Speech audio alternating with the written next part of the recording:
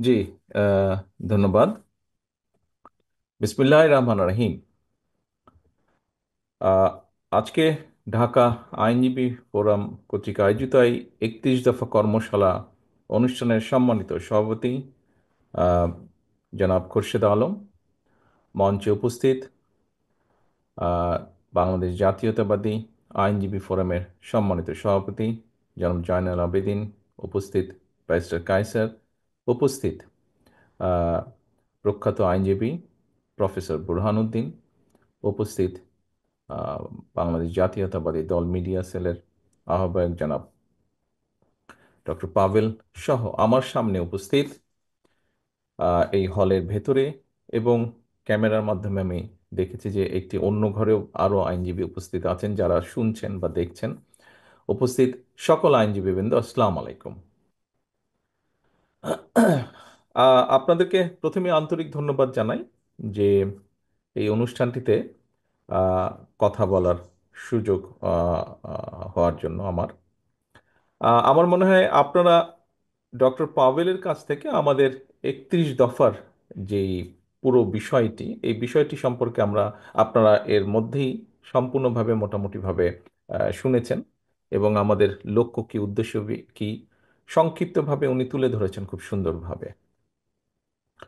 এখন এই যে 31 দফা, এই 31 দফাটির শুরু করার আগে আমরা যদি ভিন্নভাবে একটা বিষয় চিন্তা করি, সেটি হলো যে আপনারা আজকে যারা এখানে উপস্থিত আছেন, সেটি সুপ্রিম কোর্ট হোক, হাই কোর্ট হোক, ঢাকা বার হোক, অথবা বাংলাদেশের অন্য যে বারগুলো আছে সবগুলো বারের কেউ না কেউ কোনো না কোনো সদস্য আজকে এখানে উপস্থিত আছেন। একজন আইনজীবী হিসাবে যদি আপনি একটু পিছনে ফিরে তাকান, তাহলে বিগত 15-16 বছর বা 17 বছর আমরা যদি সেই 111 থেকে ধরি, তাহলে আপনি আপনার যে সেক্টরটি, এই সেক্টরে কি অবস্থা হয়েছে, কি অরাজকতা হয়েছে, কি অবিচার, কি অন্যায় হয়েছে, এটি আপনাদের প্রত্যেকের মেমোরিতে রয়ে গিয়েছে, স্মৃতিতে রয়ে গিয়েছে। এখন প্রিয় উপস্থিতিবৃন্দ, ঠিক একইভাবে যেহেতু আপনারা এমন একটি পেশায় আছেন, আপনাদেরকে আপনার পেশাগত দায়িত্বের কারণে বিভিন্ন মানুষের সাথে আপনাদেরকে মিশতে হয়, কথা বলতে হয়। আপনি একজন লয়ার, কিন্তু লয়ার হিসেবে আপনাকে পেশাগত কারণেই ব্যবসায়ীর সাথে কথা বলতে হয়। আপনাকে পেশাগত কারণে ডাক্তারের সাথে কথা বলতে হয়, ইঞ্জিনিয়ারের সাথে কথা বলতে হয়, একজন শিক্ষকের সাথে কথা বলতে হয়, একজন গৃহিণীর সাথে কথা বলতে হয়, একজন ছোট মুদির দোকানদার হোক বা একজন ছোট ব্যবসায়ী হোক বা যে কোনো পেশার বা সাংবাদিক হোক, যে কোনো পেশার মানুষের সাথে কম বেশি কথা বলতে হয় আপনার পেশাগত কারণে। এবং সবার কাছ থেকে বিগত 15 বছর বিভিন্নভাবে আপনারা বিভিন্ন নির্যাতনের কাহিনী শুনেছেন, অত্যাচারের কাহিনী শুনেছেন, ডিপ্রাইভ, যেই শব্দটি বাংলাদেশে বহুল এখন জনপ্রিয় আলোচিত, বৈষম্য, যেই শব্দটি, এই বৈষম্যের শিকার হয়েছেন বহু লক্ষ কোটি মানুষ এই বাংলাদেশের। আর বাংলাদেশ জাতীয়তাবাদী দল সহ যে সকল রাজনৈতিক দল স্বৈরাচারের সময় মানুষের অধিকার আদায়ের আন্দোলনে সোচ্চার ছিল, মানুষের অধিকার, রাজনৈতিক অধিকার প্রতিষ্ঠার আন্দোলনে সোচ্চার ছিল, সেই সকল দলের নেতা বা কর্মীদের কি অবস্থা হয়েছে তার চাক্ষুষ প্রমাণ হচ্ছে না আপনারা। অর্থাৎ আপনাদের এই সেক্টর সহ, আইন সেক্টর সহ, বিচার ব্যবস্থা সহ সর্বক্ষেত্রে একটি অরাজক অবস্থা ছিল, একটি ভঙ্গুর পরিস্থিতি হয়ে গিয়েছে, হয়ে গিয়েছিল না হয়ে গিয়েছে, অর্থাৎ এখনো ক্ষেত্র বিশেষে এটা চলমান আছে। প্রিয় উপস্থিতিবৃন্দ, এখানে বক্তারা উল্লেখ করেছেন আপনাদের কাছে, আমি যতটুকু জানি আপনাদের প্রত্যেকের কাছে একটি ছোট বুকলেটও পৌঁছে গিয়েছে বোধহয় বাই নাও, এই অনুষ্ঠানের শুরুতেই। এবং সেখানে যদি আপনারা দেখেন, সেখানে একটি ডেট লেখা আছে যে কবে আমরা প্রথম এই 31 দফাটি উপস্থাপন করেছিলাম দেশের মানুষের কাছে, দেশের সামনে আমরা উপস্থাপন করেছিলাম। প্রথমে এটি 31 দফাটি 31 দফা ছিল না, এটি ছিল 27 দফা। এখানে বোরহান সাহেব খুব সুন্দরভাবে বলেছেন ওনার বক্তব্যে যে আমরা শহীদ রাষ্ট্রপতি জিয়াউর রহমান কর্তৃক ঘোষিত যে 19 দফা ছিল, সেখান থেকে আমরা নিয়েছি, যা বর্তমান সময়ের সাথে বা ভবিষ্যতের সাথে সামঞ্জস্যপূর্ণ। সময়ের সাথে কিছু কিছু জিনিস তো অবশ্যই পরিবর্তিত হয়। এরপরে আমরা ভিশন 2030 দেশনেত্রী বেগম খালেদা জিয়া যেটি উপস্থাপন করেছিলেন সেখান থেকেও নিয়েছি। আমরা প্রথমে এটিকে 27 দফা হিসাবে উপস্থাপন করেছিলাম। পরবর্তীতে আমাদের সাথে যে সকল গণতান্ত্রিকামী রাজনৈতিক দল ছিলেন তাদেরও মতামত নিয়েছি, তারাও কিছু কিছু মতামত নিয়েছেন। তারপরে আমরা এটিকে 31 দফায় নিয়ে আসি। 27 থেকে অন্যান্য যে সকল রাজনৈতিক আমাদের সাথে রাজনৈতিক দল ছিলেন আন্দোলনে, তাদের মতামতের ভিত্তিতে, তাদেরও কিছু সাজেশন ছিল, সেটার ভিত্তিতে আমরা 31 দফায় নিয়ে আসি। এখন এই 31 দফাটি আমরা প্রায় 2.5 বছর আগে দেশের মানুষের সামনে উপস্থাপন করেছি, দেশের সামনে উপস্থাপন করেছি। যেই পয়েন্টটি দিয়ে আমি আপনাদের সামনে আলোচনা, আমার বক্তব্য শুরু করেছি, যে প্রত্যেকটি সেক্টর কি অবস্থা হয়েছে, সেটি কম বেশি চাক্ষুষ প্রমাণ আপনারা, সেটি বিভিন্নভাবে আপনারা সে বিষয়ে ধারণা আছে আপনাদের। উপস্থিতিবৃন্দ, আহ, বাংলাদেশ জাতীয়তাবাদী দল বাংলাদেশের মানুষের সমর্থনের উপরে ভিত্তি করে এর আগে কয়েকবার রাষ্ট্র পরিচালনা করেছে। যেহেতু বাংলাদেশ জাতীয়তাবাদী দলের রাষ্ট্র পরিচালনার অভিজ্ঞতা আছে, হ্যাঁ, আমরা অতীতে রাষ্ট্র পরিচালনা করেছি, হতে পারে ক্ষেত্র বিশেষে আমাদের কিছু কিছু ভুল হয়েছে, আমরা যেভাবে অনেক জিনিস করতে চেয়েছি হয়তো পারিনি বিভিন্ন সীমাবদ্ধতার কারণে, কিন্তু আমাদের একটি অভিজ্ঞতা আছে, এই দলের অভিজ্ঞতা আছে, এই দলে অভিজ্ঞতা সম্পন্ন মানুষ আছেন যারা রাষ্ট্র পরিচালনার দায়িত্বে ছিলেন। আমরা এই সব কিছুর আলোকে বিবেচনা করে, আলোচনা করে 31 দফাটি আমরা উপস্থাপন করেছি। আমরা দেখেছি যে স্বৈরাচারের সময়, বিশেষ করে এটির প্রক্রিয়াটি শুরু হয়েছিল 111-এর গভর্নমেন্টের সময় থেকে, এবং পরবর্তীতে যে পলাতক স্বৈরাচার তাদের সময় এটি কন্টিনিউ করেছে। আমরা অর্থনীতির কথা বলি, আমরা কৃষির কথা বলি, আমরা শিল্পের কথা বলি, আমরা শিক্ষার কথা বলি, আমরা স্বাস্থ্যের কথা বলি, বিচার ব্যবস্থা তো অবশ্যই আছে, আমরা প্রশাসনের কথা বলি, সেটি সিভিল প্রশাসন হতে পারে, সেটি পুলিশ প্রশাসন হতে পারে, সেটি মিলিটারি প্রশাসন হতে পারে। আমরা যেই সেক্টরের কথা বলি না, কম বেশি প্রত্যেকটি সেক্টরকে ধ্বংস করে ফেলা হয়েছিল, ধ্বংসের দ্বার প্রান্তে নিয়ে যাওয়া হয়েছিল। কেন নিয়ে যাওয়া হয়েছিল, কিভাবে নিয়ে যাওয়া হয়েছিল, এগুলো লম্বা স্টোরি, সেগুলোতে যাওয়ার প্রয়োজন নেই। যেই কথাটি আমি আপনাদের সামনে বলছিলাম, যে বাংলাদেশ জাতীয়তাবাদী দল যেহেতু রাষ্ট্র পরিচালনার একটি অভিজ্ঞতা এই দলের আছে, এই দলে সেই সকল ব্যক্তি আছেন যারা রাষ্ট্র পরিচালনা করেছেন, সকলে মিলে সিদ্ধান্ত নিয়েছেন, দেখেছেন অভিজ্ঞতার আলোকে।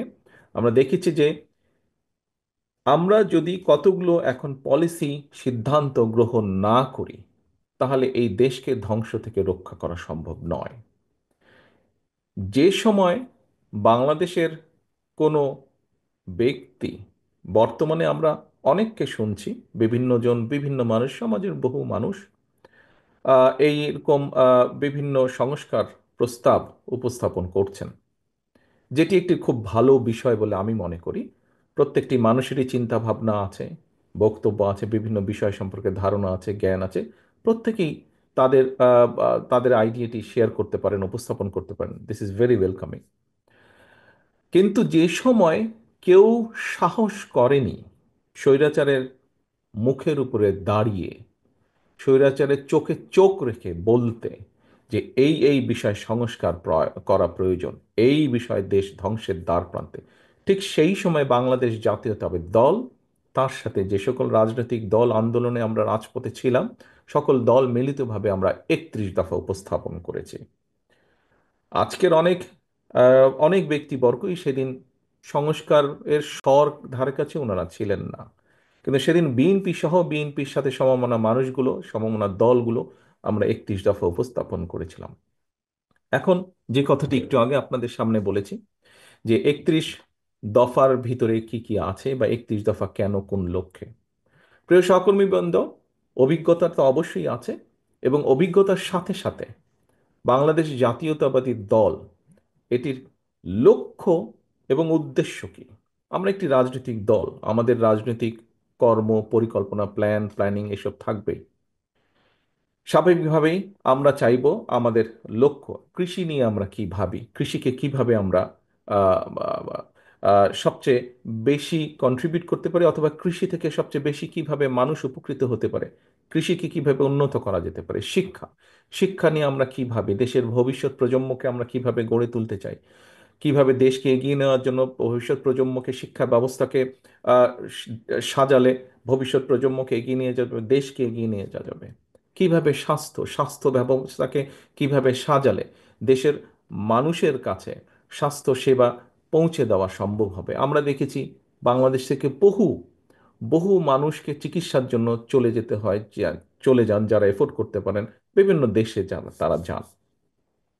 শিক্ষা নিয়ে বিভিন্ন রিপোর্ট বের হয়েছে, সেই রিপোর্টের ভিত্তিতে আলোচনা করলে মনে হবে, একজন রাজনৈতিক কর্মী হিসেবে আমার ধারণা আপনারাও বিশ্বাস করবেন বা মনে করার যথেষ্ট কারণ আছে যে এর আগে যে পলাতক স্বৈরাচার সরকার, তারা ইচ্ছাকৃতভাবেই স্বাস্থ্যসেবাকে নষ্ট করে দিয়েছিল। কারণ যে কোনো একটি জায়গায়, যে কোনো একটি দেশকে একটি সুবিধা দেওয়ার জন্য। তো এটা বিবেচনা করলে বিভিন্ন বিষয় আসে। জ্বালানি বা জ্বালানি সংক্রান্ত বিষয় যদি আমরা দেখি, আমাদের বিদ্যুৎ সেক্টর বা জ্বালানি সেক্টর সবকিছু বিবেচনা করলে এরকমই একটি ধারণা ফুটে ওঠে।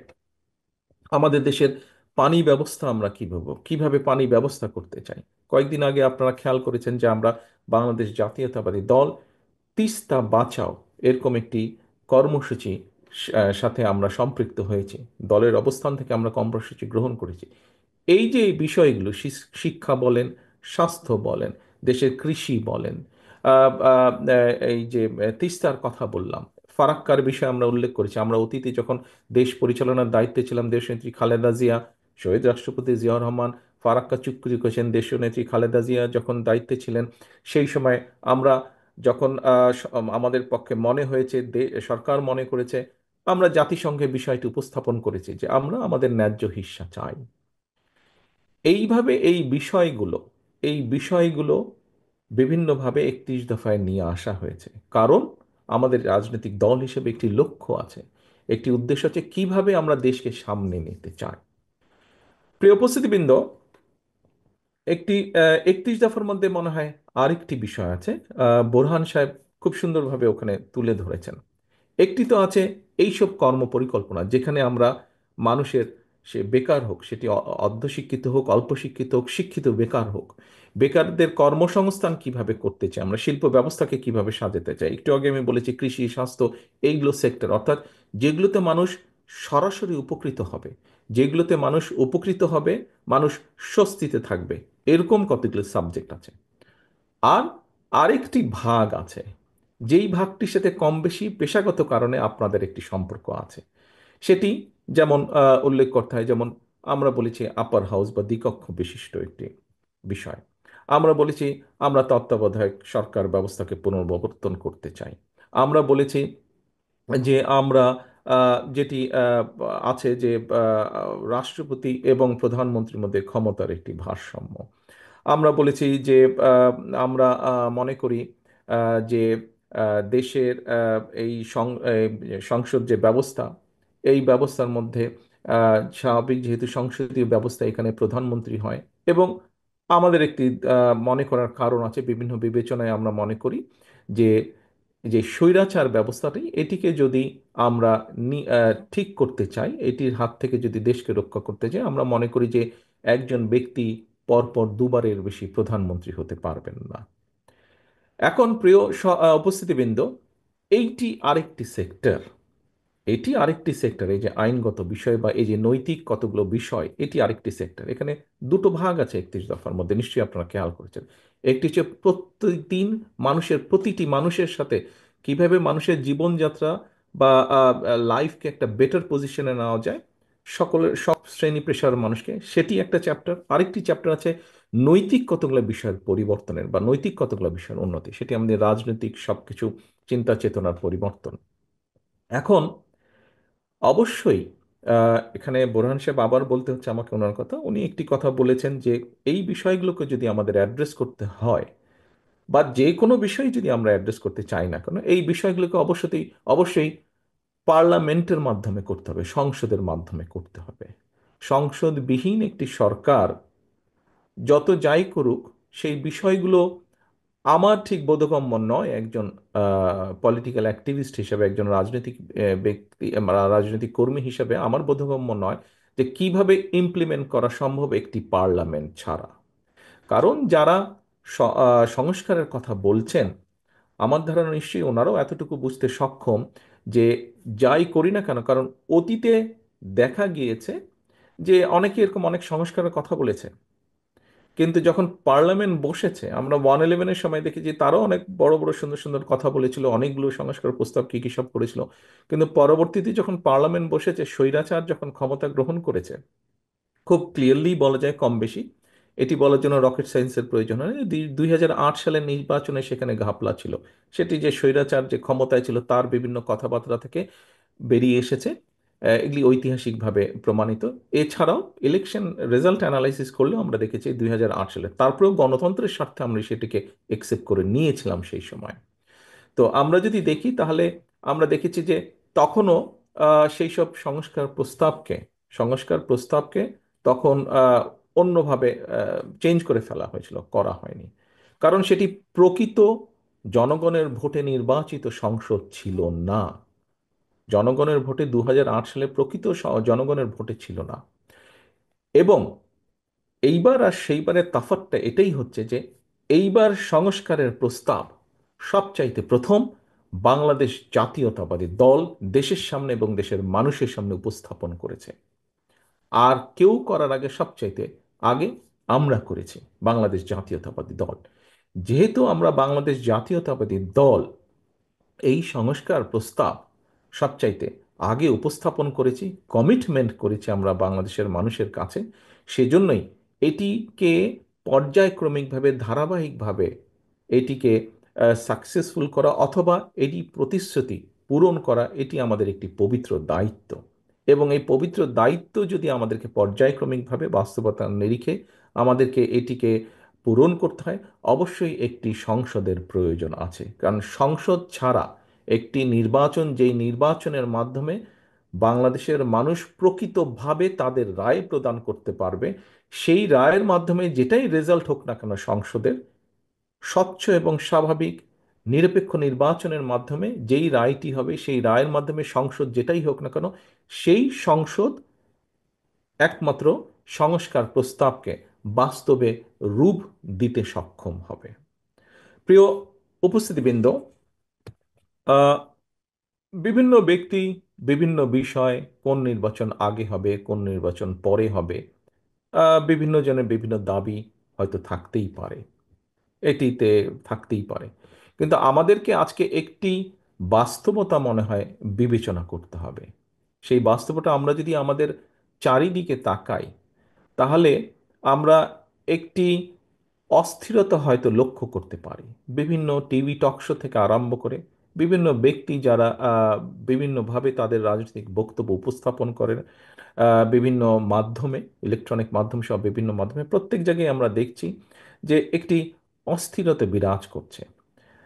এই অস্থিরতা বিরাজ করার হয়তো একটি মূল কারণ হতে পারে যে স্বাভাবিকভাবেই এই মুহূর্তে অন্তর্বর্তীকালীন সরকার আছে, এবং অন্তর্বর্তীকালীন সরকারের আমরা মনে করি মূল দায়িত্ব হচ্ছে, অন্তর্বর্তীকালীন সরকারের মূল দায়িত্ব হচ্ছে সেটি, অর্থাৎ দেশের মানুষ যেই সিদ্ধান্ত নিতে চায় সেই সিদ্ধান্তের সাথে একমত পোষণ করা এবং দেশের মানুষকে তার সিদ্ধান্ত নিতে সহযোগিতা করা, সেই ব্যবস্থা করা, রাজনৈতিক সিদ্ধান্ত গ্রহণ করতে সহযোগিতা করা, এটি হওয়া উচিত তাদের মূল লক্ষ্য।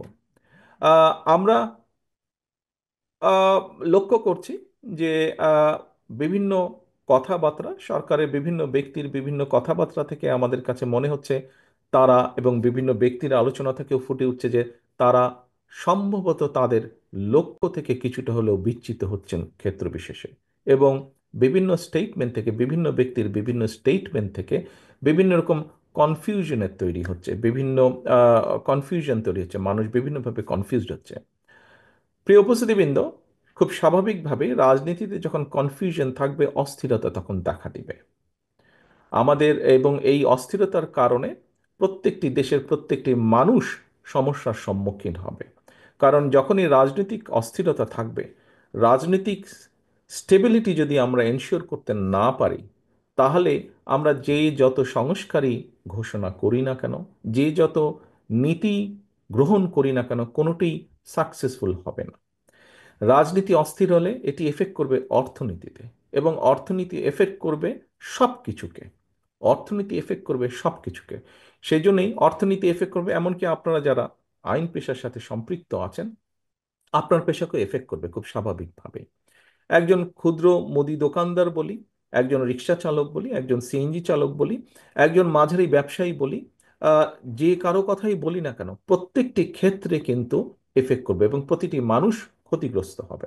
সেই জন্য আমাদের মূল লক্ষ্য হওয়া উচিত, অন্তর্বর্তীকালীন সরকার সহ প্রতিটি মানুষের, আমাদের মূল লক্ষ্য হওয়া উচিত অবশ্যই দেশকে আগামী দিনে একটি যত দ্রুত সম্ভব একটি স্টেবল স্থিতি অবস্থার কাছে নিয়ে আসা। আমরা যখন একটি স্থিতি অবস্থার মধ্যে নিয়ে আসব, সারা পৃথিবীতে যেটি গ্রহণযোগ্য বিষয়, যে রাজনৈতিক অস্থিরতা বলুন বা রাজনৈতিক আলোচনা বলুন, রাজনৈতিক তর্ক বিতর্ক বলুন, সেটিকে সংসদের মধ্যে নিয়ে আসা। সংসদই হচ্ছে সবচেয়ে বড় জায়গা, সবচেয়ে মূল জায়গা, যেখানে রাজনৈতিক বিষয়ে আলোচনা, সিদ্ধান্ত যাই হোক না কেন সেটি সংসদের মধ্যে হয়ে থাকে। আমরা যদি সংসদকে কার্যকর করতে যত দেরি করব, এই অস্থিরতা, এই তর্ক বিতর্ক সবকিছু তখন সংসদের বাইরে চারিদিকে ছড়াতে থাকবে। এবং সংসদের বাইরে যত বেশি এটি ছড়াবে, তত সব জায়গায় বিভিন্নভাবে অর্থনীতি থেকে শুরু করে সামাজিক অবস্থান থেকে শুরু করে সকল জায়গায় একটি অস্থিরতা দেখা দিবে, যা সামগ্রিকভাবে দেশকে ক্ষতিগ্রস্ত করবে। কাজেই প্রিয় উপস্থিতিবৃন্দ, আপনারা এখানে আছেন, আপনাদের নামের সাথে একটি লার্নের শব্দ সবসময় ব্যবহার করা হয় এবং এই কথাটি কম বেশি আমরা সবাই বিশ্বাস করি, এটির যথার্থতা আছে। সেজন্যই আজকে এখানে যেই উপস্থিতিবৃন্দ আপনারা উপস্থিত আছেন, আপনারা আহ, আমি মনে করি সমাজের একটা দর্পণ হিসাবে আপনাদেরকে আমরা বিবেচনা করতে চাই এবং সেজন্যই আপনাদের এখানে বিশাল একটি ভূমিকা আছে। এখানে আপনারা এই পেশার সাথে যারা জড়িত আছেন, আপনাদের একটি বিশাল ভূমিকা আছে। কি সেই বিশাল ভূমিকা? সেই বিশাল ভূমিকাটা হচ্ছে যে, এই যে আমি যেভাবে আপনাদের সামনে উপস্থাপন করার চেষ্টা করেছি যে দেশে একটি স্থিতি অবস্থা প্রয়োজন আমাদের। স্বৈরাচার দেশকে যে অবস্থায় রেখে গিয়েছে, পলাতক স্বৈরাচার, দেশে অবশ্যই দ্রুত একটি স্থিতি অবস্থার প্রয়োজন। প্রিয় উপস্থিতিবৃন্দ, একটি কথা, আমি জানি না এই কথাটি কে কিভাবে গ্রহণ করবেন, তবে একটি কথা আমি মনে করি। দেখুন, তালি পাওয়া কথা বলা খুব সহজ ব্যাপার, কিন্তু ক্ল্যাপিং পাওয়ার জন্য এরকম রাজনীতির চটকদার এরকম অনেক কথা থাকে, কথা যেগুলো আমরা বলতে পারি, বাট বাস্তবতা বা বাস্তব কিন্তু অনেক ভিন্ন, অনেক রূঢ়। বাস্তবে আমাদেরকে অনেক বিষয়ে ডিল করতে হয় আমাদেরকে। আমাদেরকে বলতে আমরা বোঝাচ্ছি সকলকে আমাদেরকে মেনে চলতে হয়, বুঝে চলতে হয়। সেজন্য আমি বলছি যে আজকে যেই কথাগুলো আমি বলার চেষ্টা করেছি আপনাদের সামনে, বলতে চাইছি আপনাদের সামনে, সেটি হচ্ছে যে আমরা যত দ্রুত দেশে একটি স্থিতি অবস্থা, মানে এইটি আগে করব না ওটি আগে করব, ওটি আগে করব না এটি আগে করব, এই তর্ক বিতর্ক যদি চলতে থাকে, আহ, তাহলে সামগ্রিকভাবে জাতি কিন্তু ক্ষতিগ্রস্ত হবে আরো বেশি। দেশ তো ক্ষতিগ্রস্ত হবেই এবং বিভিন্ন সমস্যা দেখা দিবে। সেজন্যই আমরা মনে করি, বিএনপির অবস্থান থেকে আমরা মনে করি, আহ, রাজনৈতিক দল হিসেবে আমরা মনে করি, একজন রাজনৈতিক কর্মী হিসেবে আমি মনে করি, দেশে যত দ্রুত সম্ভব একটি স্থিতি অবস্থা আনা সম্ভব, তত দ্রুত দেশকে ধ্বংসের কিনারা থেকে ধীরে ধীরে বের করে নিয়ে আসা সম্ভব, সরিয়ে নিয়ে আসা সম্ভব। অনেকেই বলে থাকেন, কোনো কোনো ব্যক্তি, আমি শুনেছি, অনেকের না বলেও কোনো কোনো ব্যক্তি বলার চেষ্টা করেন বা বলে থাকেন যে নির্বাচন হলেই কি সব সমস্যার সমাধান হয়ে যাবে?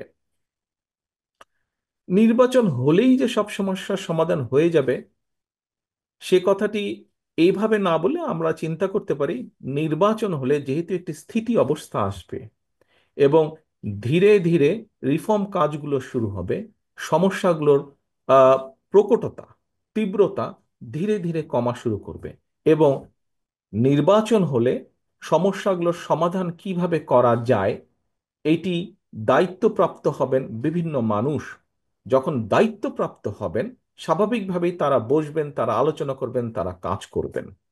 একদিনে কোনো কিছুই হবে না, বাট হওয়া পসিবিলিটি শুরু হবে, হওয়ার সম্ভাবনা শুরু হবে।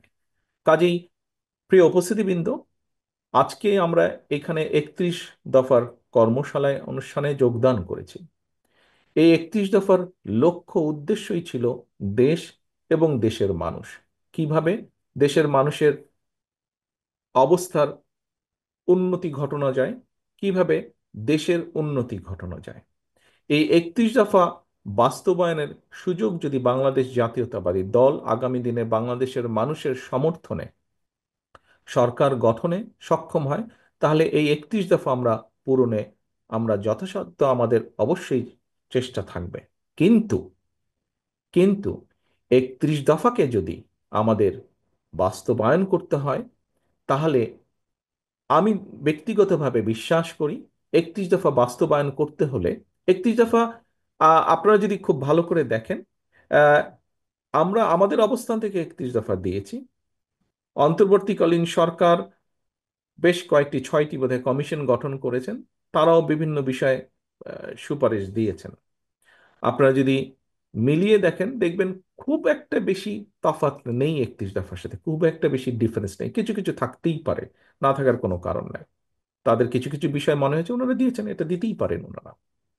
কিন্তু মূল বা বেসিক বিষয়গুলোর মধ্যে কোনো তেমন কোনো পার্থক্য নেই। তাই যদি হয়ে থাকে তাহলে অবশ্যই আমরা মনে করি, এবং একই সাথে আপনারা প্রথমেই যেই কথাটি বলেছি, বোরহান সাহেব ওনার বক্তব্যে বলেছেন যে 31 দফা শুধু বিএনপি না, বিএনপির সাথে আমরা আরো কতগুলো রাজনৈতিক দল, যেই দলগুলোর সাথে আমাদের রাজনৈতিক আদর্শেরও ভিন্নতা আছে, কিন্তু সেই দলগুলো, সেই দলের নেতৃবৃন্দও কিন্তু আলোচনা পর্যালোচনা করে, আমরা তাদের সাথে আলোচনা করে আমরা সকলে মিলে দিয়েছি। কাজেই 31 দফা এই বাংলাদেশের একটি বৃহৎ জনগোষ্ঠীর মতামতের রিফ্লেকশন, বৃহৎ জনগোষ্ঠীর মতামতের রিফ্লেকশন। শুধু বিএনপি না, বিএনপির সাথে আরো অনেকগুলো দল আছেন যারা তাদের মতামত দিয়েছেন, এবং তারাও বাংলাদেশের বহু মানুষকে রিপ্রেজেন্ট করেন, বিএনপি যেমন করে তারাও করেন। কাজে এটি বৃহৎ জনগোষ্ঠীর রিপ্রেজেন্টেশন হচ্ছে, বা রিফ্লেকশন, বৃহৎ জনগোষ্ঠীর মতামতের রিফ্লেকশন হচ্ছে এই 31 দফা। কাজে এখানে খুব অন্য কারোর সাথে বা বর্তমানে যারা দিচ্ছেন তাদের সাথে খুব তফাৎ হওয়ার কোনো কারণ নেই। 31 দফা পূরণ করতে হলে শুধু আমরা ইনশাল্লাহ জনগণের সমর্থনে সরকার গঠনে সক্ষম হলে আমরা 31 দফা পূরণে প্রতিটি দল, প্রতিটি মানুষের আমাদের সহযোগিতা কাম্য। প্রতিটি দল, প্রতিটি মানুষের সহযোগিতা কাম্য আমাদের। আমরা একা পারবো না, যেহেতু দেশ গঠন একক কোনো কাজ নয়। দেশ গঠন, দেশকে রাষ্ট্র পুনর্গঠন, রাষ্ট্রের কাঠামোকে পুনর্গঠন করতে হলে একক সরকারের পক্ষে সম্ভব নয়, এটি দরকার সকল মানুষের সমষ্টিগত প্রচেষ্টার মাধ্যমে। প্রিয় উপস্থিতিবৃন্দ, আহ, আমি দৃঢ়ভাবে বিশ্বাস করি যে আজকে আপনাদের সামনে 31 দফা খুব সুন্দরভাবে আরো অনেক আহ, বিস্তারিতভাবে ডক্টর পাভেল আপনাদের সামনে উপস্থাপন করেছেন। আপনাদের হয়তো কারো কারো মনে কোনো কোনো প্রশ্ন ছিল, আমার মনে হয় এই প্রশ্নের পুরোটা না হলেও অনেকটার উত্তর আপনারা খুঁজে পেয়েছেন। আপনাদের সকলের কাছে আমার একটি একান্ত অনুরোধ থাকবে, আপনারা যেই ছোট ছোট বইটি নিয়েছেন এটি যদি আপনারা দয়া করে কষ্ট করে যদি একটু রিপ্রিন্ট করে নেন, অথবা বিএনপি কেন্দ্রীয় কার্যালয়ে পাবেন, আইনজীবী বাংলাদেশ জাতীয়তাবাদী আইনজীবী ফোরামের মাধ্যমে আমরা কিছু কিছু আপনাদেরকে সরবরাহ করতে সক্ষম হব। আপনারা যতটুকু সম্ভব, এখানে যেহেতু জাতীয়তাবাদী আইনজীবী ফোরামেরই অধিকাংশ সদস্য উপস্থিত আছেন, আপনাদের সকলের কাছে অনুরোধ থাকবে যতটুকু আপনাদের কাছে যেভাবে সম্ভব, যখন মনে করবেন আপনার ক্লায়েন্ট যারা আসবে দয়া করে তাদের সামনে খুব সংক্ষেপে হলে 31 দফার বিষয়টি তুলে ধরবেন। আর যদি সম্ভব হয় চেষ্টা করবেন 31 দফার একটি বই, ছোট যেই বইটি বুক পকেটে রাখা যায়, এই বইটি দয়া করে যাকে যাকে সম্ভবভাবে মনে করবেন তার কাছে বইটি পৌঁছে দিবেন, তার সামনে আপনি কথাটি দয়া করে তুলে ধরবেন। আমি একটু আগে যেই কথাটি বললাম, যে কোনো, দেখুন, আহ, একটি বিল্ডিং, 5 তলা একটি বিল্ডিং গড়ে তুলতে হয়তো 100-150 শ্রমিক অক্লান্ত পরিশ্রমের মাধ্যমে গড়ে তুলতে সক্ষম হন, কিন্তু বিল্ডিংটি যদি ভেঙে ফেলতে হয় আমার মনে হয় 1-2 জন শ্রমিকের পক্ষেই সম্ভব পুরো বিল্ডিংটি ভেঙে ফেলা। কাজেই রাষ্ট্র পুনর্গঠনের জন্য প্রতিটি দেশের প্রতিটি মানুষ, প্রতিটি নাগরিকের, বিবেকবান প্রতিটি মানুষের সহযোগিতা কাম্য, সাহায্য কাম্য। সকলের মিলিত প্রচেষ্টার মাধ্যমেই আমরা একটি সুন্দর, আমাদের প্রত্যাশিত একটি বাংলাদেশ ইনশাল্লাহ গড়ে তুলতে সক্ষম হব। সকলকে আন্তরিকভাবে ধন্যবাদ। আল্লাহ হাফেজ। বাংলাদেশ জিন্দাবাদ। বাংলাদেশ জাতীয়তাবাদী দল জিন্দাবাদ।